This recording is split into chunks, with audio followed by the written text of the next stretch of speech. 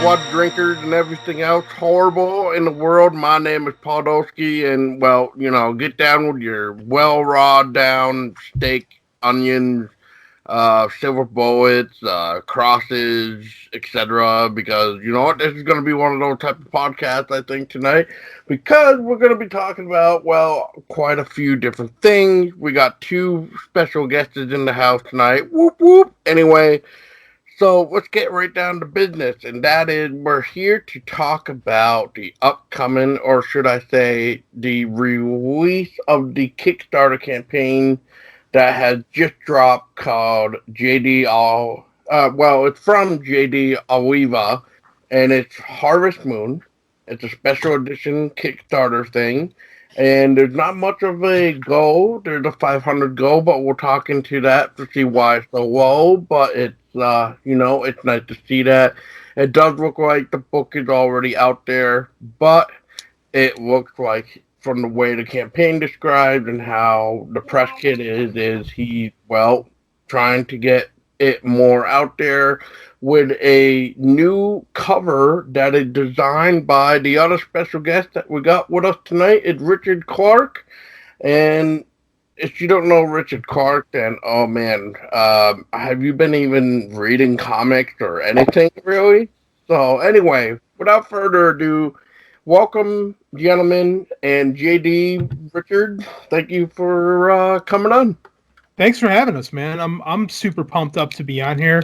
I think Rich and I have been working together off and on for, close to a decade now, and I think this is the first time the two of us have ever gotten to sit in on one of these things and talk. So I'm fired up. I'm looking forward to this. Yes, I'll,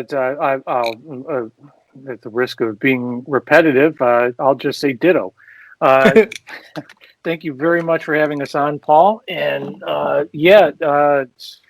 more than a decade of working together. We've done a couple of different projects. We first met working on our own self-published projects while we were taking Andy Schmidt's comics experience class for authors. And we were part of the inaugural group to do the class online, the very, very first time that Andy taught the classes remotely, and now I think he's almost, if not completely, remote. I think so. Yeah, I think the whole comics experience empire now is run out of Andy's place in Kentucky, and he just does his thing. It's pretty cool. Yeah, he's living in Kentucky these days. Boo. Well, JD, for those out there like myself and everybody that might be listening, unless they know who you are, but I certainly don't know. Can you give us a little rundown of who the hell you are? I'm a writer. I'm a comics writer, but now I've kind of moved into novels. I've got 9 novels out through Amazon, and my focus is kind of in the horror thriller genre. And this book that I'm working on is something we put out a year ago with the focus on the ebook. And now this time around, we're taking it out of being Amazon exclusive, and we're going wide, as they say. It's going to be available through all sales channels, and we're really focusing this campaign on selling as many paperbacks as possible, which is why I went to the best person I know to paint just a fantastically gory, beautiful werewolf cover, and that was my man Rich over here. Well, if I'm the best guy you know, then you need to get out more. I do. This is true words. That is very, very kind. This is not the first time, as I had alluded to earlier, that JD and I got to work together. JD's extraordinary comic book miniseries based on a documentary film he shot following the Katrina disaster in New Orleans was called Deluge. We did a 3-issue mini. I illustrated it fully, and we self-published it, and I think JD is still trying to recover from it. Emotionally or financially, where are we at in this one? I'm not going to choose. I think that it's entirely. It was a fun project. We won a couple small press awards. Got me in the door in some places. I was happy doing comics, but I think I found my groove doing novels a little bit better. I love the book we printed. I've heard nothing but praise from it, so it was, it was a nice little gritty crime story, which don't sell great as far as comics go. But in Comixology, when we released it back in 2014, we actually sold 3,000 or 4,000 copies of it, which for a no-name book on a platform that had really just launched was pretty damn good. We got a re-release in 2016 that did almost as well, and we did a good job for a little self-published book, so I was pretty proud of that. Wow. That's pretty cool. It was. We did all right with it, man. I'm really happy about that. Well, I would be happy about that. That's for sure.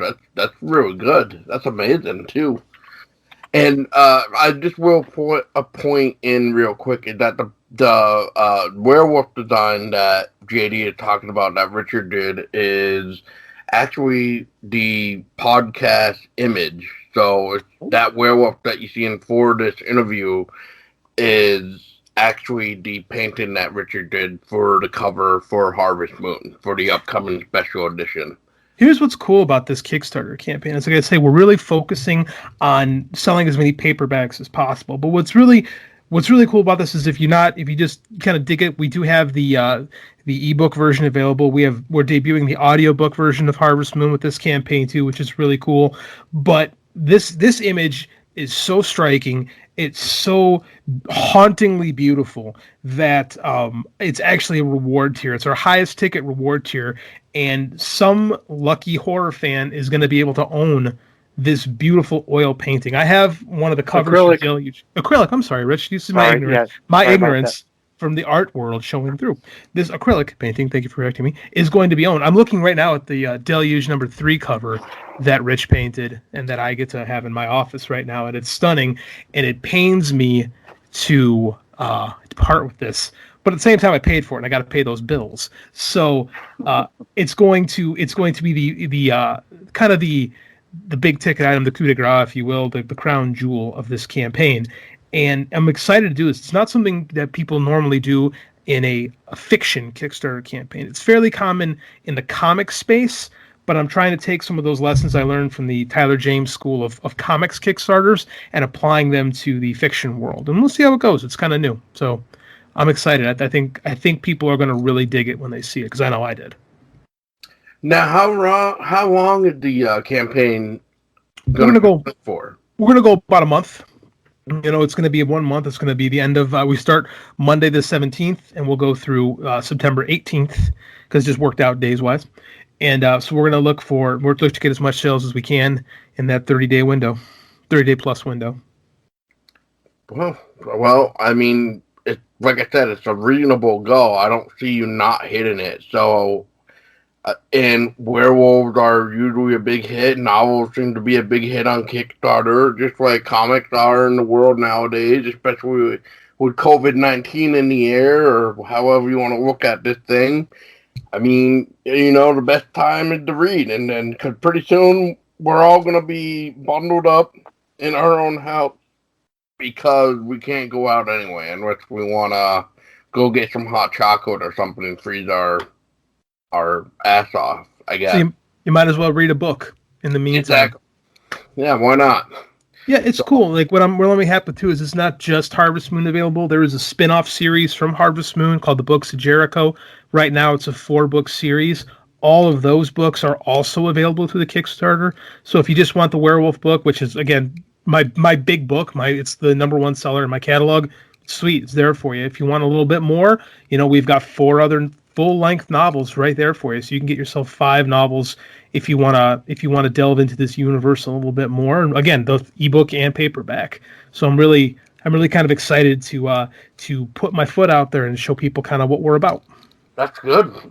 I mean, for somebody like me, I've noticed too with your Books of Jericho, and it looks like, as you were saying too, it's mainly your ebooks that you have available through the Kickstarter reward. Now, I noticed on Amazon too, when I was kind of looking around, is that the Books of Jericho print seems to be out of print. So I'm just curious as to, like, are you trying to maybe bring them back with new covers or something? Because this is technically like the prologue, right? This is okay, so I'll tell the story. Harvest Moon was my first book. Rich and I were trying to get it done as a comic back in the day. I don't think I quite had my head wrapped around the story yet, so it never really took off, which actually wound up being better. I think the version that's finished now is the best version of it, so that was okay. When I was getting into writing novels, I was told by a mentor of mine that what you really want is a series. That's where the money is made in writing prose fiction. So I said, okay, what can I do? And there was a character, Ethan Jericho, that it plays a smaller role in Harvest Moon. He's not a main character; he's a side character.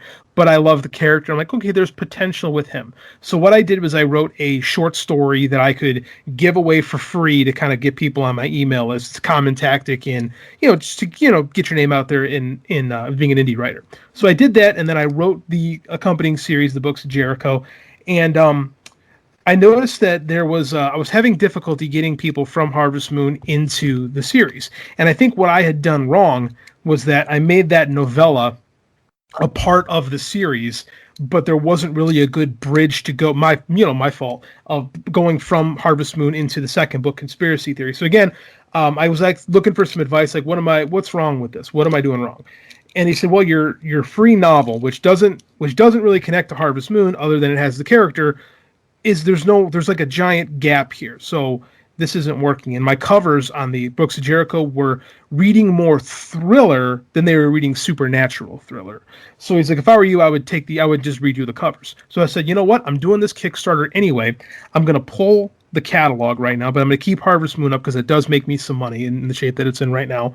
And I'm going to rewrite the first book, the Conspiracy Theory was the name of the first book, as a full novel, not just a short story. There's a lot of room that I could have played with. I intentionally held back because I was trying to do a short story. So I rewrote it as a new novel. It's now called The Book of Jericho.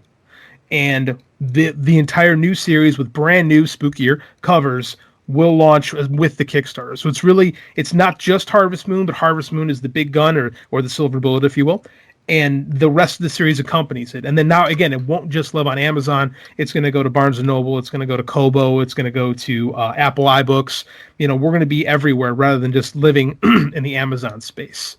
So it was the books are all off right now while I tinker with, because my editor has the new Book of Jericho, the new book 1 of the series. So, and then I get the notes back on that tomorrow. So at the same time I'm launching this campaign, I'm going to be making my final corrections to that book.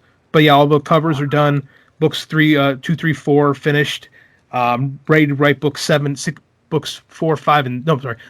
6, and 7. And I've got to plane it out to 9. So I've got a nice little series here. But it's all kind of born in Harvest Moon. That sets the pace for the world. Very cool. I didn't even hear all of that. Talk about a pitch. Nice. Thanks, man. I appreciate that. I'm very excited. I get excited about my work. I'm super passionate about the things I'm excited about. I love these books. I love the story. I'm a supernatural thriller is the way I look at it. Like the way I always talk about Harvest Moon is like, it's what if Michael Mann made a horror movie? So you've got this like very character driven thriller type story, but instead of like a regular serial killer, it's a werewolf. Well, very cool. And the Jericho books, I like to pitch them as what if John Wick worked the X-Files? That's a good pitch. Pitch. And that's kind of how I introduced those books. So again, they're super fun to write. I've got good fans with them already. We're just trying to grow. Like that's why the ask is low, because it's not about really. Like I said, if I got to take a bath on paying my buddy to create a badass cover for me, I have no problem with it. But it's more about just reaching out to fans and doing things like this and getting on a podcast and talking about how much I love these books and how much I love my work. I wanted to take the pressure off of trying to hit a specific number. When Rich and I did our Deluge book, I had a higher number and we hit it, but it was made for a miserable month. And this isn't about. It's not really about paying for anything. Like I want to pay back. I paid Rich. I paid my man to do a fantastic job, and I'd like to recover that. But at the same time, like I know I will down the line. What's more important to me is just getting the word out about these cool ass books, and no pressure now. We're gonna go out there and knock it out of the park, and then it's all about just having fun and creating a cool campaign. Yes, and I would like to interject that before anyone looks at the price tag on that ticket item there, that JD and I are long friends and collaborators. That was not the typical "I'm going to paint you a novel cover" No. kind of arrangement. No. We're both working on this as a true labor of love in the sense that we both really want this series to succeed enormously. No, Rich did a huge favor for me. Like I I asked for a huge favor, and I appreciate that. He's a good dude. We work together a lot, and he does fantastic work. And I should probably price the art a little bit higher, but it was yes. I know it's a point of contention with us. I realize it, but it's more important to me that it's grabbed and that somebody it finds the right home. It's not about finding the most. Agree. It's like a pet, right? Like you got this, you have puppies, and you love your puppies, but you can't afford to keep all the puppies. So you really want to make sure they go to the right home rather than 100%. The first home. And this is puppy is a fantastic analogy that I didn't mean to do, but it works perfectly with a werewolf cover. So I just wanted the right person to say, "Man, that's awesome," and keep it forever. And agreed. A real cool item too to have. So I mean. Yeah, and that's all I can say about it. It's like you can see the love that Richard put into it, and I was just about to ask too, like Richard, what was the pitch that your buddy here gave you anyway, and then how did your design even come out to be painted like this to be used as the cover for the new special edition of Harvest Moon? Because I really can't get over the cover at all. Well, that's very kind. Thank you. I'm glad that you like it. I hope that there is a super fan of werewolves and suspense thrillers who will be as excited as both you gentlemen are about the image, because as JD was saying, the words are they're exactly the words I use about pieces when I sell them, is that, finding the right home and a good home, because I mean, what the hell else is it going to do? It's going to sit in a flat file in my shop here. It doesn't do anybody any good. The pitch that I got, to get to the actual question you asked, I have a tendency to go off in search of the land of Oz every now and again. Me too. The question that you asked is, what was the pitch that JD gave me? JD gave me a rundown of what the story was back when we were hoping we were going to be able to afford to work on it as a comic series. And the rough story outline, in addition to the type of werewolf and the setting, gave me everything that I had to start coming up with. Rough thumbnails, just, broad general ideas. A werewolf in Chicago looks like this as an idea. And we worked through several thumbnails. JD picked the most difficult of the bunch. That's what I do. I'm still pissed off about that a little bit, but that's okay. I love you, Rich. Yeah, but had to pick the one with the goddamn Chicago theater in it. It's so pretty. Yeah. It's so pretty. Extra days. But again, it did work out well, and this wasn't a mercenary job. So, I am glad that it worked out as well as it did. And, the handful of thumbnails that I did, I had a favorite that was more non-specific, and that was more mood and I thought a stronger, more evocative image, but instinctively, JD knew that was not something that that might be a good image, but wasn't specific to this project. So rather than make something that looked like it would fit any sort of general scary werewolf story, I had to go and paint that goddamn theater in the background. So the reason I chose that one, aside from I knew that it could be fantastic looking, is the city of Chicago plays a gigantic role in the story. I grew up outside Chicago my whole life. My parents were both born in the city, and they came from different neighborhoods. So having grown up in the suburbs, like you learn this reverence for Chicago, and you learn about the different neighborhoods and what they mean and the roles they play in the foundation of the city and the city's makeup and the culture that means it. Because like every every time we change a location, I talk not like Tolkien inspired, but I talk a little bit about what the neighborhood is. Like our lead character Jack Shane is from Edgebrook. It's a blue collar neighborhood. It's a cop neighborhood. You know, it's on the very western edge of the city. It's almost a suburb, but borders a forest preserve. We talk about, you know, Ethan Jericho going down to Roseland, which is on the south side, which is a very tough neighborhood. It's economically in part impoverished now, and it shapes part of the story. We talk about the Loop. You know, we discuss the Leopold and Loeb crimes a little bit. You know, we talk about, you know, going into Kenwood and the University of Chicago and, you know, the new money that's taken over the South Loop. Like the Chicago is such an important part of the story. It's not like you couldn't uproot this thing and put it in Toronto, not to pick on Toronto. I just don't know anything about it. Like this story had to be told in Chicago, and having that little, and because I wanted a wraparound cover, I said that was super important. Having the city, like a distinct landmark that literally says Chicago, was so important to me because Chicago, in my opinion, is the second most important character in the story. So there you go. I did have a reason, Rich.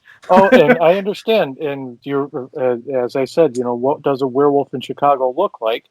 You know, is it something generic like the thumbnail that I liked that would be more universal, or is it something that, you know, requires me to spend extra time painting bricks and rustication and stinking neon lights? So, I love you, man. It's fantastic. It's such a and because it was going to go for sale, it was super important to me that it looked stunning, which I knew it would anyway, but like, and it needed to be different. Like it needed to be something that wasn't just something you could find anywhere. Like it had to be unique to the story. It had to be unique to what could be. And like, believe me, all my home friends that have seen it love it because they see home. Like they see good. Get one of them to buy it. I'm trying. I'm working on that. I'm working on that. Greasing those wheels. But yeah, it's like I said, Chicago is very important to me. So, and it's very important to, you know, the story and the people who it touches. So it works great. And we got the moon in there too, which looks really cool. Well, you had to have the moon in there. Had to have the moon. The moon. And that was the big complaint I got on the original cover, was that, you know, when you're battling for space on Amazon specifically, I really liked my old cover, but like again, it was pointed out to me, it's like, the werewolf's not big enough. Like it's hard when you only have so much real estate to compete for an eye on Amazon, and you've got to draw like a werewolf. Because I put books on Amazon that don't have werewolves on them, and there's not that super draw. So I wanted something that when you're scrolling past is like boom, it gets you. And that werewolf face, that gory snout, man, it's captivating. Like it takes you. You know right away what you're getting in that store, and by looking at it, and it's exactly what it needed to be. It's exactly what I wanted it to be, and it's a great representation of what I personally think is a really good werewolf story. Very cool. Now JD, I know there's gonna be some people that, you know, it's like, oh, you know, another werewolf story. So I guess let me ask you, for somebody like me, and who's, you know, somewhat of a big werewolf fan, and have seen a lot of werewolf movies and stuff like that. I mean, what can you tell me just a little bit? You don't have to like tell me too much. Besides, like, you know, it sounds like everything you're saying is a great pitch, but I'm wondering though, is what makes Harvest Moon different than any other werewolf story or project or however you want to look at it? Because, like, you know, people probably would go in and be like, well, you know, what's so unique about Harvest Moon?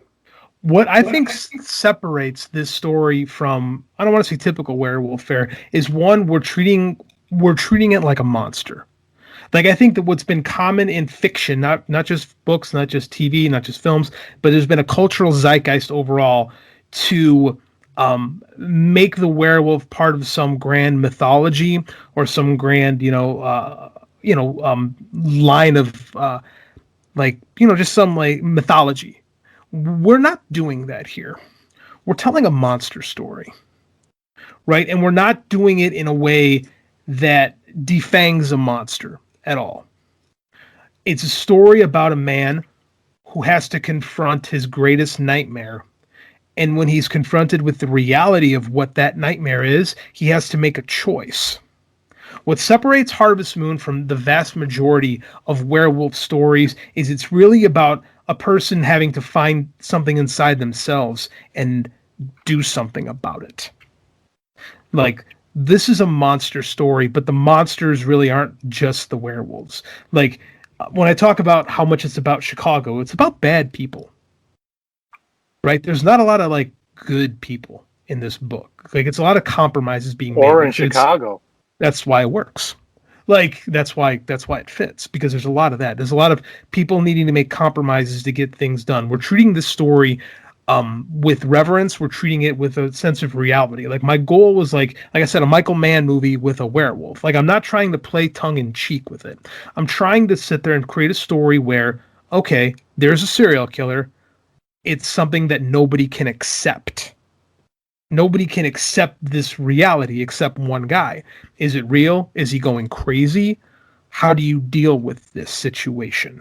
And that's what I think is different. Is I think a lot of people are like, when they do werewolf stories, there's a little bit of a tongue in cheek, which I dig too. I love those kind of stories. It's just not the one I wanted to tell here. I wanted to make something that treated a threat like a threat. Like, I don't like monster stories where the monster isn't the driving force or isn't scary.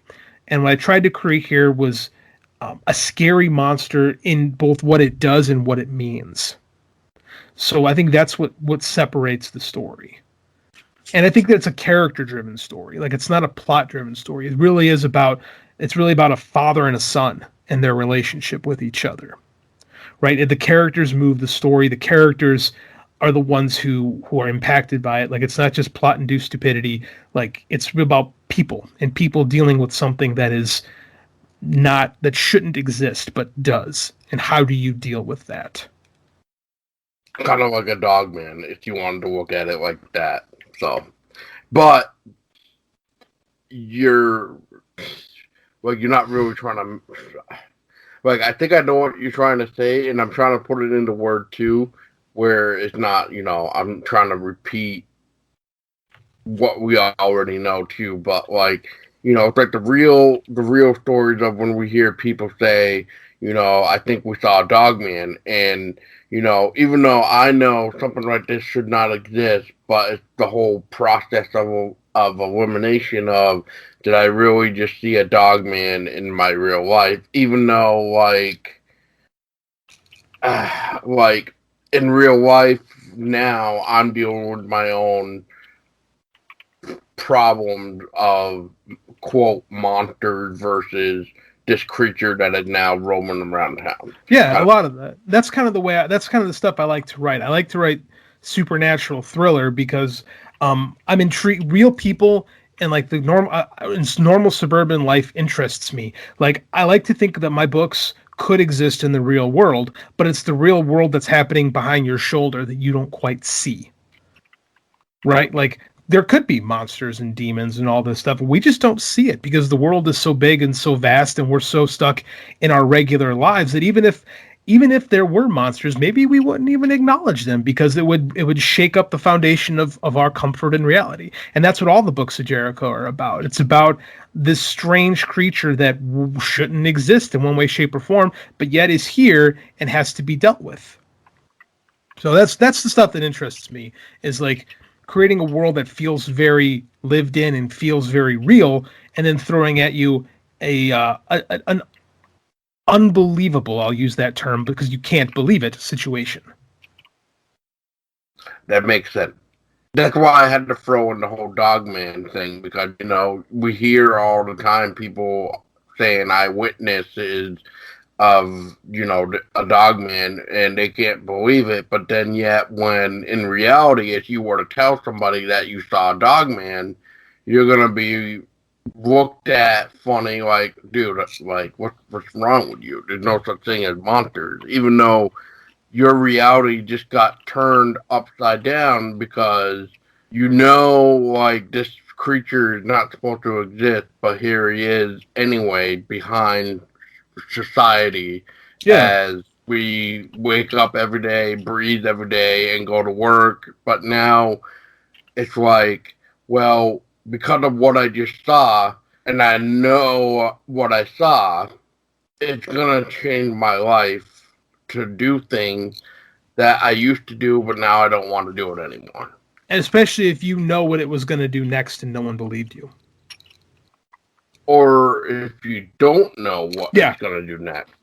Well, that's my book. The guy knows what it's going to do next and no one believes him. So, but yeah, that's exactly like that. You know, I like horror where it feels a little more real, and the gory stuff or the creepy stuff goes on just over your. I like to use the phrase "just over your shoulder." Yeah. Well, on that note, I don't want to keep like beating this with a dead horse too, because, you know, like, I just want to ask you guys as well, is like, you know, here you are with your campaign that's running, because this should be up as the campaign is running and stuff, and it's just like, let me ask you guys too, is, do you have any type of favorite werewolf stories as well, or favorite type of werewolf film that you enjoy yourself besides working on this similar project? And then I guess like you know, you talked about so much that you love too, is like, is there anything particular in Harvest Moon that you guys really loved to the point where you're just like, see, this is why I became like a writer, or in this case, Richard, like, did you love the fact of like what JD is creating in a story here, that is why you felt like this painting for this new cover had to be like, what to say, for, you know, for not really having the right probably terminology here for this, but like, you know, this has to be like the best of the best to help not only sell, but you really wanted it to be like that type of love part of the story. Yeah. All right, JD, take it away, and then that'll give me time to think. As far as like werewolf movies and stuff like that, I adore them.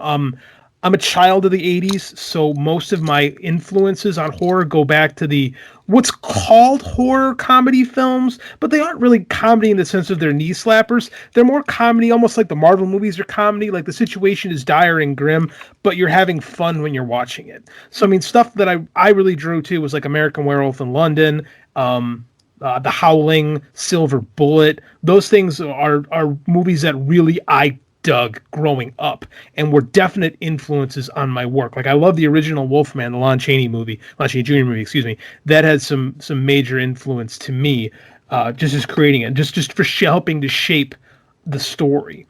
The movie that I think that movie and book actually that really influenced what it became was the book Red Dragon and the film Manhunter are kind of my touchstones as far as being a creator goes. Like I adore the Michael Mann movie Manhunter, and that's a huge influence on this story in particular. And the reason this story is so close to me is I came up with the concept when I was 12.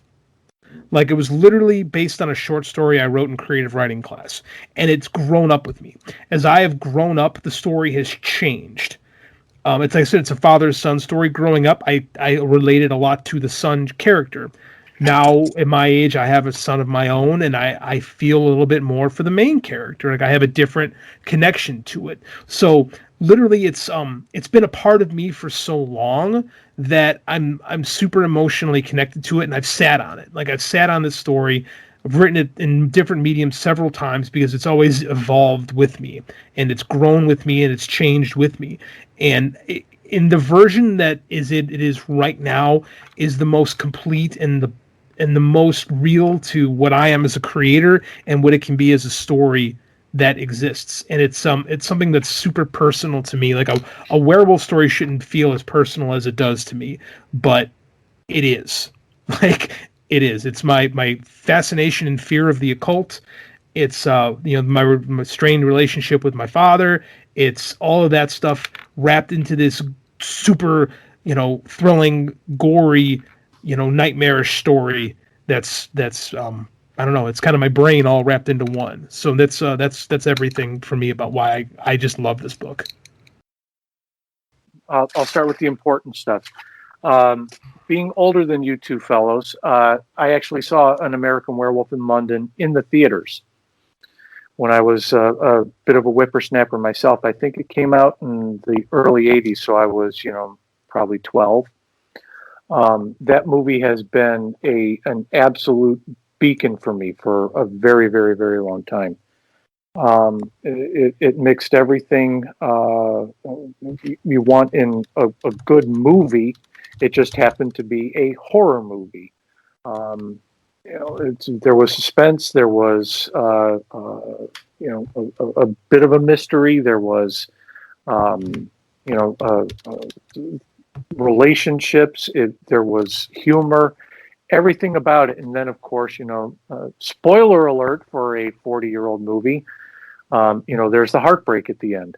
So, everything that was great about good storytelling was in that flick. Like about what JD does as an author, the real stuff is just as important as the crazy, outlandish, impossible stuff. Because if you don't establish a world where people go to work and police officers have jobs and investigators investigate, and if you can't sell that as believable, the crazy outlandish thing has nothing to contrast. It all just seems kind of crazy, silly, and it gets childish real fast. When you ground the fantastical in the real world, as great an example as you can find is an author like Stephen King. Yep. The super outlandish stuff is granted more weight because everything surrounding it is three-dimensional reality. And to that end, I tried, using a little bit of arty-farty language here, I tried to use as many formal elements of,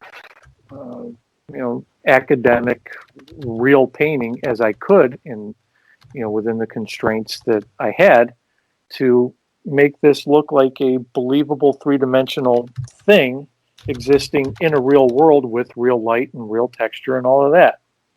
So, if it were something super crazy and super outlandish, I would have made up a landscape or, might not have paid as much attention to how light works on a form and describes a form.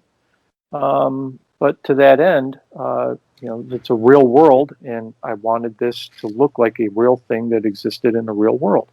And that's what I love about good art is you just literally put into words that I never even thought about why I love this thing so much. This looks and feels like what a werewolf in reality would be like. Like there's this verisimilitude in the painting that is just, it's stunning and horrifying, and it's everything I wanted, and you just put it perfectly into words of why it's fantastic. Like, it's amazing, man. Thank you, kind sir. Thank you. And I will at least say, well, when I used to take digital art class, the one thing that we were taught the most about anything is that less is more. So seeing that Chicago theater be in the background and not the main focus like the werewolf is, you know, you want that werewolf to stick out. You want that werewolf to grab your attention, and then as you gradually look at like the Chicago theater that is in the background, that's mainly like, you know, the last thing you want to see, but you definitely don't want it to be the main focus for sure. And then when you get more landscape, more environmental stuff in it, then it kind of loses your focus on your point of interest, and then it gets too much. Yeah. It's good stuff.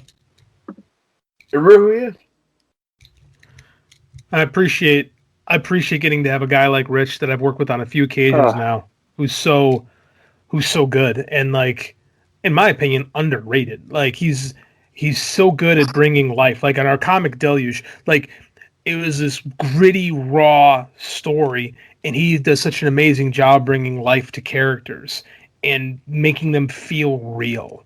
Like, and he's so good at bringing reality to his work, and like making things feel three-dimensional and feel like it's right out of like just feel like you're looking at real life. And he's an amazing talent. I really love working with him. And that's very kind. Thank you, kind sir. And for the record, I just want to put this on the record too. And when I saw that picture of the new cover that JD, you sent me of the painting that Richard did, I literally said out loud, and I showed it to Tessa, and I basically looked at it and I just said, "This was done by Richard." I'm like, D. Richard, and I'm like, wow, this is incredible. The first one you sent me was the old cover. Now I make sure, I was like, no, you got to use the new one, because one, it's kind of the focus of the project. Two, it's just you want to lead off with your best hitter, you know, and that's kind of what I got going here. Is I'm going off with my big gun right away, and that's Rich's piece. And like I said, it sets up quite a thing for my story to have to follow up, but it makes me excited to do it. You know, like, it's a great cover, and I think the story follows it well enough, so it's cool. Right, but I guess I was trying to correct myself there. So, shh. No, it's cool, man. It's cool. Well, anyway, gentlemen, I don't want to keep Richard anymore too, because I know he's got a time frame too. But Richard, before you go, is there any last word you want to give out to those that are listening? And the last thing I want to ask you is, for anybody that is looking to do commission or anything, do you still get requests? And if so, how can people reach out to you to work with you? Certainly. The last thing that I want to say about this is please click the Kickstarter link in the show notes for this episode. Yes, sir. Please go and fund this project all the way to the moon and back. I want this to be a smashing success.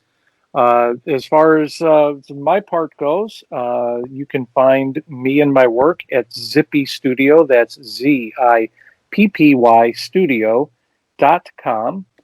You have all my social media links there, my Facebook, Instagram, and Twitter. I'm most active on Twitter, where I bitch and moan and rail and carry on about politics more than I should.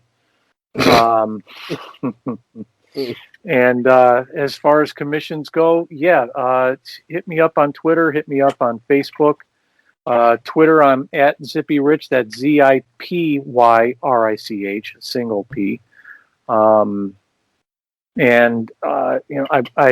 work on work on projects great and small. I'm happy to do personal commissions for just, kicks and giggles. I actually, as soon as I get off the phone here with you gentlemen, I've got to get back into sketches for a physician and his wife in Louisiana. An annual commission that they get from me is them as two anthropomorphic characters. Really? Which is it's bananas, man. It's absolutely cool, super cool, and crazy bananas. That's cool. A rhinoceros and a cuttlefish. That's so cool. Yeah, steampunk rhinoceros and cuttlefish, and because they're physicians and actually in the first responder business, this year their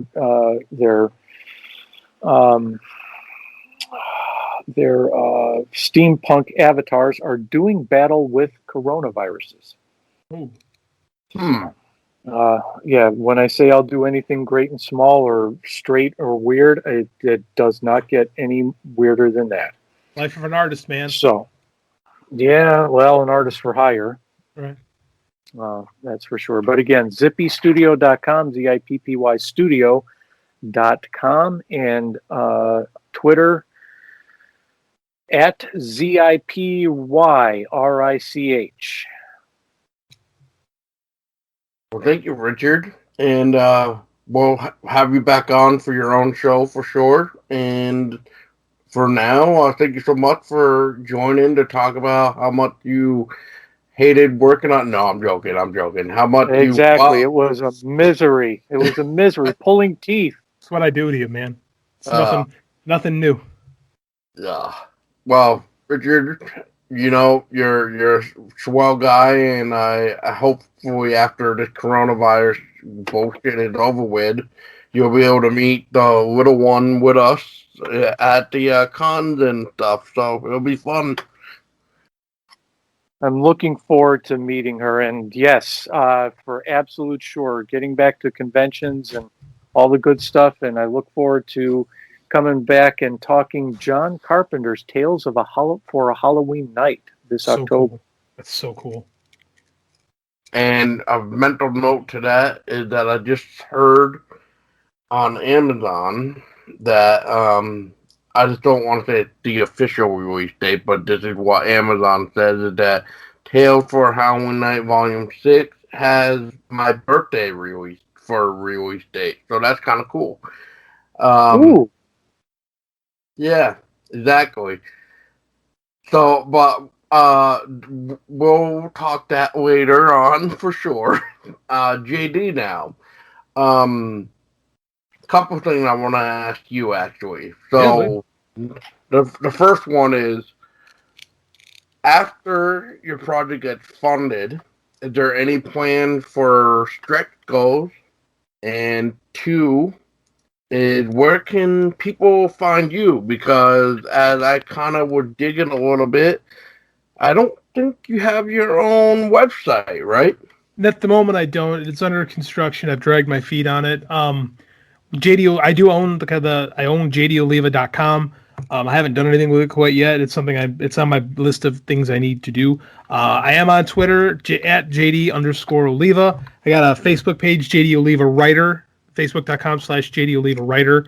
That's and my Amazon author page is the best place is to find me. Yeah, I gotta get on that. I gotta get on that website. It would help for sure. Yeah. Nowadays, website definitely helps for sure. But I don't know if you heard me, but once the campaign gets funded, is there any stretch goals at all? I do have one stretch goal in mind. The number one that I really want to do is if this thing does take off, I want to do a hardcover version of the book.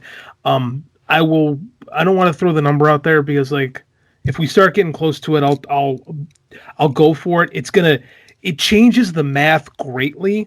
So I fear stretch goals in Kickstarter. There's again, I went through the Tyler James School of how to do a Kickstarter, And there's people that hate stretch goals. They want nothing to do with them. And there's creators that love stretch goals and want to throw 1,000 on there. I've ran 2 successful Kickstarter campaigns. I've not done a stretch goal with either of them. So I do have one. I do have the hardcover in mind for Harvest Moon. Wouldn't be for the books. If we do hit the goal in a few days, I will put that stretch goal out there of trying to do that first. That was what I wanted to do initially. Do the hardcover, but that it changes things so much to do it. So I want to take the temperature, see how the campaign goes. If we hit the goal pretty quick, yeah, we'll put out for the stretch goal, because it's going to have to be about $2,000 to get that hardcover done. So we hit the first goal, we'll see what happens and get that second one out there. But right now, I just want to take it one step at a time, hit that first milestone, and then we see what happens. Well, that I think that's easier said than done, and I wish you guys the best of luck of knocking this out of the park. I will probably be maybe not the number 1 backer, but I'll be some backer number. So appreciate it. But because I know Richard personally. I remember when I first met the guy, he was such a jackass. No, I'm joking, Richard. Don't. That's my brand.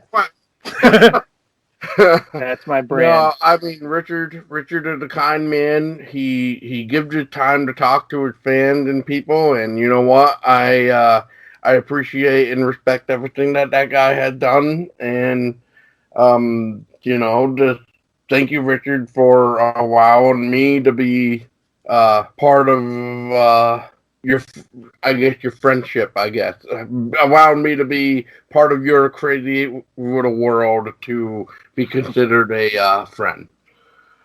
Well, thank you very much, and same back to you, good sir. And it really turns my dials up to 11 that you dig the stuff I do, and that you had JD on today. Hey, man, I mean, if it wasn't for walking into Comic Depot and seeing John Carpenter right out of the corner of my eye, I don't think we'd be having this conversation right now with your buddy JD, who you recommended as well. So thanks for that. Thanks for that too, Rich. Yes, and JD, it's a pleasure to talk to you too. Even though I haven't personally met you, but you seem like a chill dude, just like Richard said. So it's an honor to talk to you, and I want to throw it out to the table for both of you guys that if you guys ever have anything you want to talk about, or even if you just want to come on and just jibber jabber about other horror things, you guys are more than welcome to come on and we can talk horror together. I would love that. I love podcasts. I do 2 of my own. I love coming on and talking. I don't get a chance to talk horror as much as I'd like, so I would probably take you up on that offer at some point for sure. Hell yeah, man. I mean, I'm always trying to find some ideas for episodes too. So, and maybe we could work out something too. Let's do that. That's cool, man. Yeah. So once again, Harvest Moon, yes. So Harvest Moon Special Edition is now going on because at the time that you are hearing this, the campaign should be up and running. So make sure you go and back that. Once again, like Richard was saying before, all the show notes will be down below. Click on that Kickstarter and back it. Share it with your friends. Share it with your grandma. Share it with that dog down the street that kind of gives you that eyeball at night. And go over to that other werecat that you know so much because you chuck the shoe at it every night when there's a full moon because it won't shut up. And then, who knows, share it to all your crazy lunatic friends. Well, hopefully they're not all lunatic, but, in this world and time, you just never know. And once again, thank you guys for coming on. And that's it. That wraps it up. And like always, we just want you all to just stay a little bit scary, if not safe and sound in this crazy-ass world. So, good night, everybody, and stay scary.